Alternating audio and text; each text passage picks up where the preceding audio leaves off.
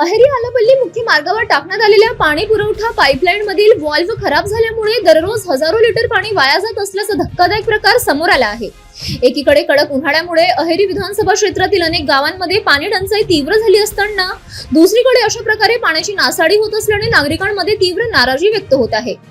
स्थानिक नागरिकांच्या मते संबंधित ठिकाणी बसवण्यात आलेल्या व्हॉल्व्ह मध्ये सतत पाणी गळती होत असून याकडे पाणी प्राधिकरण विभागाचे दुर्लक्ष होत आहे।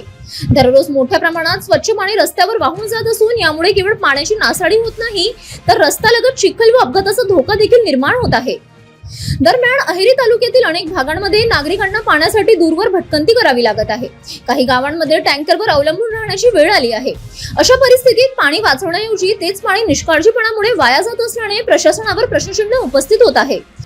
या गंभीर समस्येकडे तात्काळ लक्ष देऊन समस्येचे निराकरण करण्याची मागणी राष्ट्रवादी काँग्रेस पार्टी अजित पवार गटच्या जिल्हा कार्याध्यक्ष रिया शेख यांनी पाणी प्राधिकरण विभागाकडे केली आहे। अन्यथा नागरिकांना सोबत घेऊन तीव्र आंदोलन करण्याचा इशारा प्रशासनाला देण्यात आला आहे। नवराष्ट्र निर्माण न्यूज साठी जावेद अली, जिल्हा प्रतिनिधी, गडचिरोली।